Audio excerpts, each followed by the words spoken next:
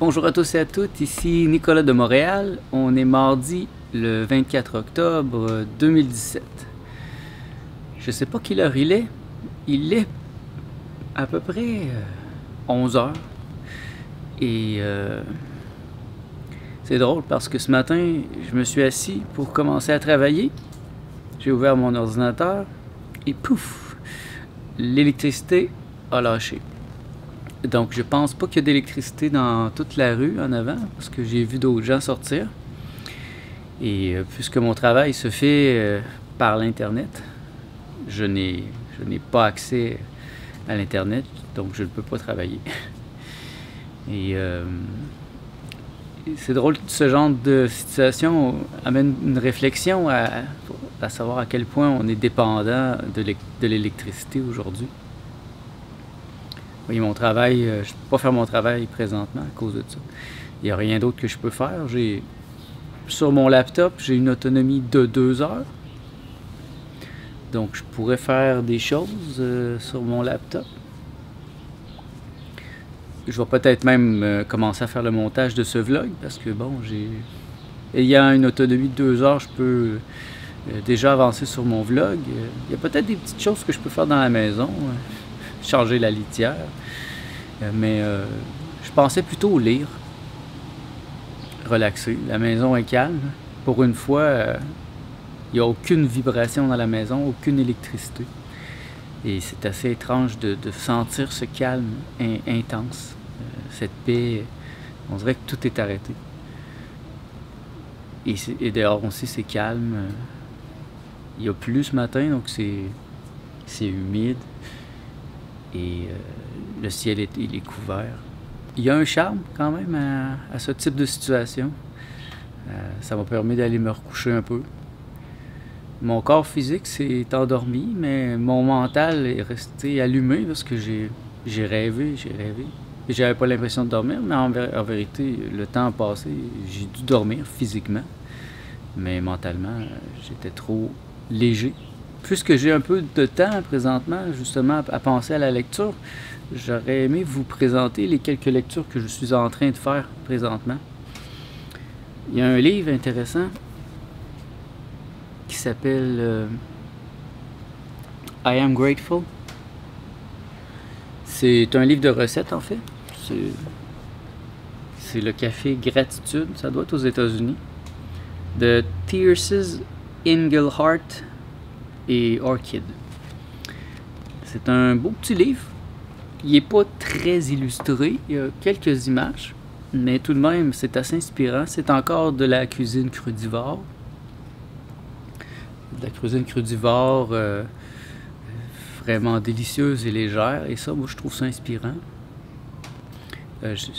J'ai pas pris de livre de cuisine vegan parce que je trouve que c'est pas très original. Les végétaliens, bon, ils vont faire des switches. Au lieu d'utiliser le fromage, ils vont utiliser le fromage de noix. Mais ce que je trouve, moi, vraiment intéressant, c'est ceux qui vont vraiment plus loin, qui sont à l'avant-garde. Et à mon avis, l'avant-garde, c'est la même chose que l'arrière-garde. c'est manger cru. Crudivore. Et d'avoir des gens comme ça, qui me donnent des recettes, moi, je trouve ça intéressant. Comme ce matin, par exemple, Martha s'est fait une petite salade de quinoa et je trouvais qu'il n'y avait pas de saveur dans sa salade. J'ai improvisé une vinaigrette avec de la menthe, du jus d'orange, un piment rouge, un peu de sel, un peu d'ail, et voilà. J'ai fait une délicieuse, c'était vraiment délicieux, incroyable. Ça pourrait même être bu comme un smoothie tellement que c'est bon. Et vous voyez, vous n'avez pas besoin d'acheter la sauce ranch plein de produits toxiques au supermarché. Il vous suffit de vous faire des petites vinaigrettes comme ça, toutes simples, avec un broyeur. Et voilà, c'est très santé, c'est encore plus délicieux. Ça donne un arrière-goût vraiment incroyable à la salade. Et ce genre de choses-là, j'ai appris ça dans la communauté crudivore. Bon, je cherche plutôt en anglais, donc c'est le raw food, les raw foodistes. Et tous ces livres que j'ai pris sur Amazon, la majorité, parce que je ne les trouve pas ici au Québec. Le mouvement crudivore n'est pas encore très avancé ici. Il y a un restaurant qui s'appelle Crudescence. À part ça, j'ai pas vu d'autres restaurants crudivores à Montréal. Il y en a beaucoup de végétaliens, mais crudivores, ça c'est autre chose. Et puisqu'on parle de végétaliens, je suis en train de relire ce livre, The Hippocrates Diet and Health Program, par Anne Wigmore. Anne Wigmore, elle est très influente. Plusieurs vont la décrire comme étant la mère du mouvement de l'alimentation vivante, de l'alimentation crudivore et du véganisme d'une certaine manière. Elle a beaucoup apporté, elle pense beaucoup au niveau de la fermentation. Elle a plusieurs produits qu'elle a développés comme ça, qui amènent de la fermentation, qu'elle a remis à jour plutôt qu'elle a développé. Donc elle a remis au goût du jour la fermentation, le choucroute. Elle a un produit qui s'appelle le Rejuvelac, qui est un autre produit fermenté, fait à base de grains. Elle a aussi remis au goût du jour le jus d'herbe de blé, donc elle amène l'idée de faire pousser son blé à partir de graines et de couper cette herbe et en faire du jus régulièrement, même tous les jours. Et aussi des pousses, de la germination, ce genre de choses-là. Elle avait un centre de guérison et c'est ce qu'elle donnait à ses patients. Et c'était de la nourriture, je crois qu'elle faisait pousser elle-même dans le jardin. Donc c'était de la nourriture très très vivante. Et il y arrivait parfois des gens qui avaient été voir tous les docteurs et qui n'avaient pas trouvé aucune solution. Et les docteurs les avaient dit qu'il n'y avait rien à faire et qu'il fallait qu'ils trouvent d'autres solutions que la science ou la médecine. Et ils se ramassaient chez elle et plusieurs ont guéri simplement en jeûnant. Elle aussi, elle est très forte sur le jeûne, elle en parle beaucoup. Et sinon, une alimentation vivante, très très simple, de fruits, de légumes biologiques. Et encore là, je trouve ça beau, je trouve ça très inspirant. Je sais que ça existe encore, l'Institut existe encore. Anne Wigmore doit être morte parce que c'était au début des années 40, je pense, aux années 50. Et un autre que je suis en train de lire, c'est Fast and Grow Young.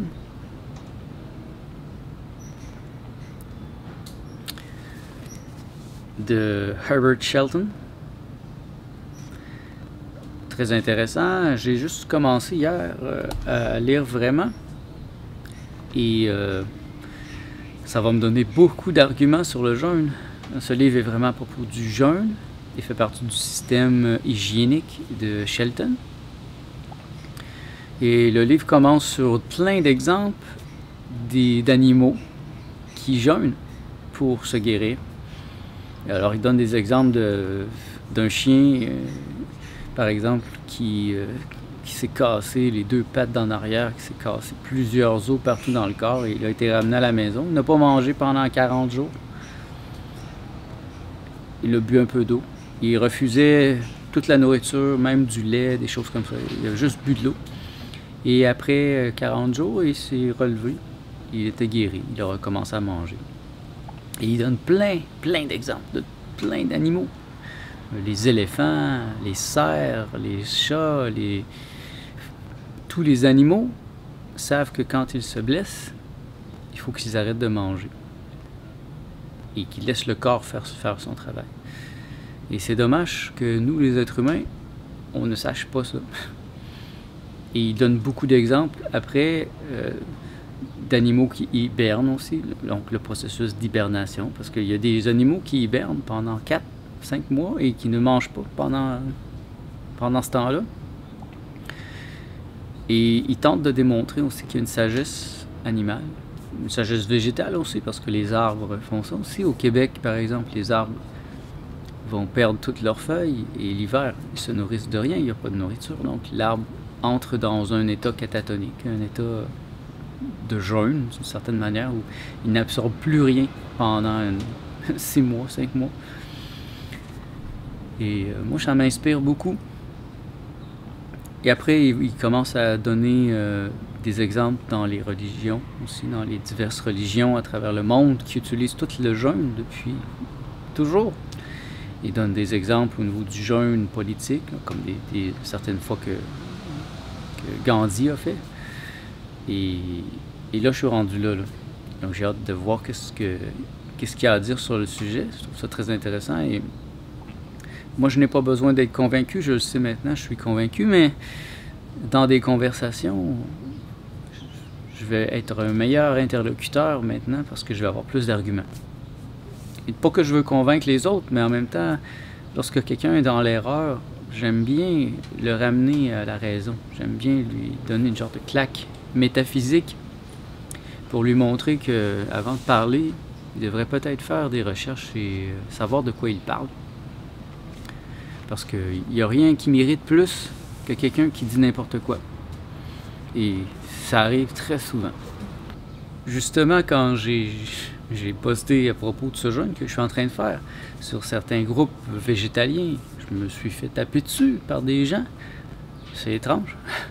Il y en a plusieurs qui m'ont sorti des arguments saugrenus, comme que l'estomac n'est pas fait pour s'alimenter juste avec du jus. Et d'autres trucs complètement aberrants. Et je leur ai dit d'aller faire la recherche parce que franchement, ça fait pitié. Ça fait pitié. Le monde dans lequel on vit fait pitié. Bien que je ne suis pas quelqu'un qui a pitié. Moi, je suis plutôt dans la compréhension. Et je comprends pourquoi ça arrive. Et c'est très douloureux. C'est très douloureux de voir le monde souffrir comme ça. Le monde qui souffre parce que la souffrance est une illusion. Bouddha l'a bien démontré, Bouddha l'a bien dit. Et moi, je vais vraiment dans cette direction. La souffrance est une illusion, elle n'est pas vraie. La douleur est vraie, par contre. Et en ce sens, la douleur, c'est dans le ici-maintenant. Ici-maintenant, j'ai mal. Donc la souffrance, c'est plutôt dans le temps. L'exemple que je donne souvent, c'est quelqu'un qui se fait couper le bras sur le coup, ça va faire mal. Et ça, c'est la douleur, et ça, c'est normal, ça fait mal. Mais une fois que le bras est guéri, la personne pourrait souffrir parce que là, elle ne peut pas vivre dans l'instant présent. Elle va dire « Ah, avant, j'avais plus de chance d'avoir tout ce que je voulais. » Ou bien « Ah, dans le futur, je ne trouverai jamais une compagne, je ne trouverai jamais d'autre travail. » Alors, la personne n'est pas dans le maintenant originel, elle est dans le futur, dans le passé. Donc ça, c'est la souffrance. La souffrance, c'est quelque chose d'ajouté par le mental. Et c'est ça qui est une illusion, dans un certain sens. Alors, c'est normal que ça soit douloureux, et moi, je trouve ça très douloureux de vivre sur la planète Terre. Ça fait mal de voir comment les gens sont bruts, et comment les gens traitent les animaux, comment les gens se traitent entre eux, parce que les gens, la majorité des gens, c'est pas tout le monde qui est comme ça, c'est sûr, mais comment les gens se traitent, ça ressemble beaucoup à la manière qu'ils traitent les animaux. Les êtres humains vont tuer aussi d'autres êtres humains.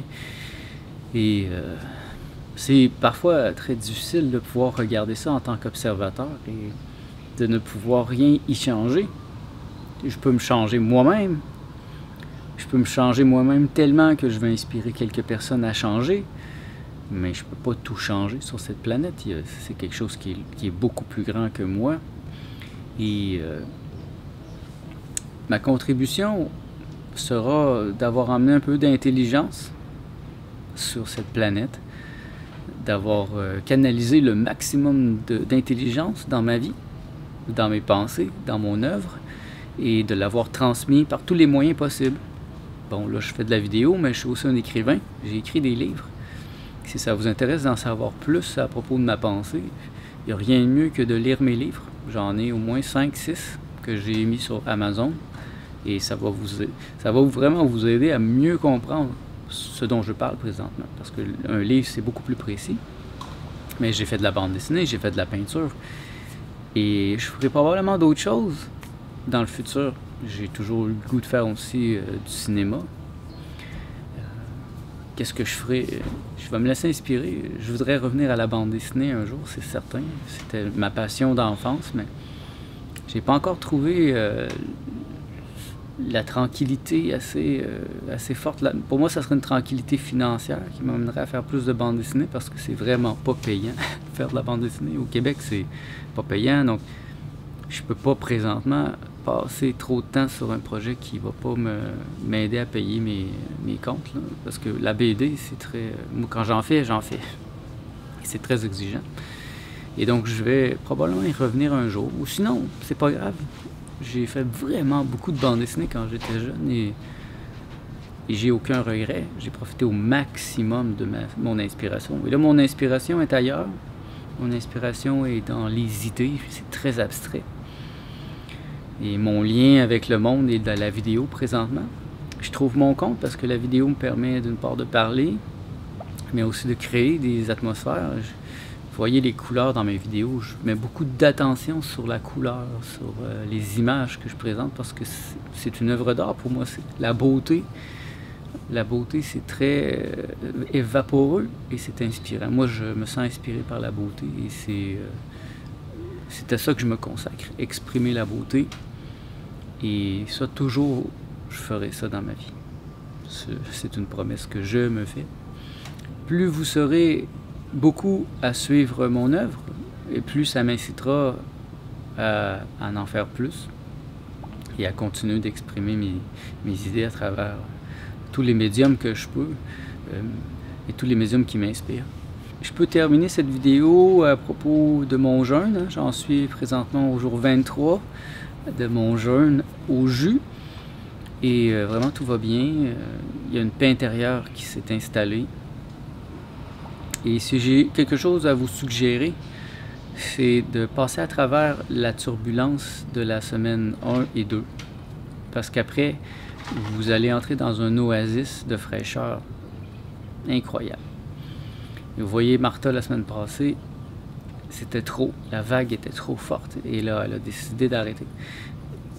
Et si elle avait passé cette vague, elle serait entrée dans un état similaire à moi où là, les tensions seraient passées. Bien sûr, il y a toute une science en arrière de ça. Le but, c'est pas juste de prendre des jus. Il y a beaucoup de détails techniques qui seraient pris en compte si j'étais dans un endroit spécifiquement pour ça. Mais je dois m'en occuper puisque je suis chez moi. Et il y a la gestion aussi des toxines. Il y a un build-up de toxines dans mon organisme que si je ne prends pas ça en compte, ben c'est très dangereux. Ça peut m'intoxiquer. Et c'est pour ça que je fais des énémas, que je m'efforce de prendre des aliments qui vont aider mon foie et qui vont faire en sorte que ça élimine au maximum les toxines. Je les ai vus, moi, les toxines. Mon front était rempli de boutons en fin de semaine. Là, aujourd'hui, c'est moins pire. Vraiment, à ce niveau-là, même à chaque soir en me couchant, je mets de l'huile de Neem pour aider. Neem, c'est N-E-E-M. C'est reconnu pour aider, entre autres, l'acné, le psoriasis, les problèmes de peau, les points noirs, des choses comme ça. Donc, je mets ça en me couchant. Et ça travaille pour moi la nuit. Et vraiment, je trouve que c'est très efficace. Le matin, quand je me réveille, ma peau est fraîche, mais en même temps, toutes les c'est comme des points blancs. Des points blancs, ils sont comme tout secs et ils tombent. Donc, franchement, je trouve ça efficace. Et aussi, ben, la journée, je vais mettre de l'huile de coco, qui est aussi réputée pour aider la peau, pour assainir la peau, pour aussi désinfecter. Alors, c'est un peu le constat. Tout va bien. Je me sens vraiment bien et je me sens vraiment léger. J'ai hâte de recommencer à manger, mais pas parce que j'ai faim, pas parce que je me sens privé, mais vraiment parce que c'est un plaisir quand c'est aussi délicieux que la nourriture que je me fais. Par exemple, la petite vinaigrette que j'ai fait à Martha ce matin, ouf, je suis sûr qu'elle va en jouir. Ça va être délicieux. Et j'aimerais vraiment beaucoup pouvoir l'en profiter moi aussi. Mais je vais être patient. Je pense que c'est important d'avoir des objectifs précis, des principes, et de s'en tenir quand on s'est donné des limites. Donc ma limite, c'est lundi prochain, le 30. Et à partir du 30, là, je commencerai à manger des fruits tranquillement. Pour qu'en fin de semaine, l'autre fin de semaine, je puisse manger vraiment autre chose. Sur ce, merci d'être à l'écoute. Ça me fait plaisir de savoir que vous êtes là. Et je vous dis bonne journée et on se revoit demain.